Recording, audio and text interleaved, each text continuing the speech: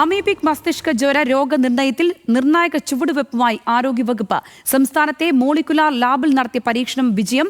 മസ്തിഷ്ക ജ്വരമുണ്ടാക്കുന്ന 5 തരം അമീബകളെ കണ്ടെത്താനുള്ള PCR ലാബ് സംസ്ഥാനത്ത് സജ്ജമാക്കിയിരുന്നു. വിവരങ്ങളുമായി തിരുവനന്തപുരത്ത് മീര മനോഹരനാണ് ചേരുന്നത്. മീര, എത്തരത്തിലാണ് പുതിയ കാര്യങ്ങളൊക്കെ ഉണ്ടായിരിക്കുന്നത്? എന്തെല്ലാമാണ് വിവരങ്ങൾ?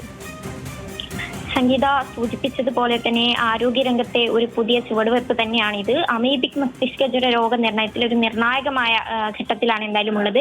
5 തരം അമീബകളെ കണ്ടെത്താനുള്ള മോളിക്കുലാർ ലാബാണ്, അതിന്റെ പരീക്ഷണമാണ് വിജയിച്ചതായി ഇപ്പോൾ ആരോഗ്യവകുപ്പ് അറിയിക്കുന്നത്.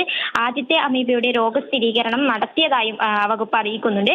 സംസ്ഥാനത്ത് തന്നെ ഇത്തരത്തിൽ രോഗം സ്ഥിരീകരിക്കാൻ സാധ്യമായതോടെ മുമ്പ് നമ്മൾ ഈ അമീബിക് മസ്തിഷ്ക ജ്വരവുമായി ബന്ധപ്പെട്ട് സ്ഥിരീകരണത്തിന് വേണ്ടി അയച്ചിരുന്നത് PGI ചണ്ഡീഗഡിലായിരുന്നു. ഇനി നമുക്ക് സംസ്ഥാനത്ത് തന്നെ ഇത്തരത്തിൽ രോഗനിർണയം സാധ്യമാകും. ചികിത്സയ്ക്കും ഗവേഷണത്തിനും കൂടി ഏറെ ഈ ഒരു സാഹചര്യം ഈ മോളിക്കുലാർ ലാബ് സാധ്യമാവുമെന്നും ഇപ്പോൾ മന്ത്രി അറിയിക്കുന്നുണ്ട്. എന്തായാലും സ്റ്റേറ്റ് പബ്ലിക് ഹെൽത്ത് ലാബിന് പുറമെ തിരുവനന്തപുരം മെഡിക്കൽ കോളേജിലെയും കോഴിക്കോട് മെഡിക്കൽ കോളേജിലെയും മൈക്രോബയോളജി ലാബുകളെ കൂടി ഇത്തരത്തിൽ അമീബിക് മസ്തിഷ്ക ജ്വരം നിർണ്ണയിക്കാനുള്ള ആ രോഗബാധയെ ഐഡന്റിഫൈ ശരി മീര, ചെയ്യാൻ എന്താണെങ്കിലും നിർണായകമായ ചുവടുവെപ്പ് നടത്തിയിരിക്കുകയാണ് സംസ്ഥാനത്തെ ആരോഗ്യവകുപ്പ്. മീര മനോഹരനാണ് വിശദാംശങ്ങൾ പങ്കുവച്ചത്.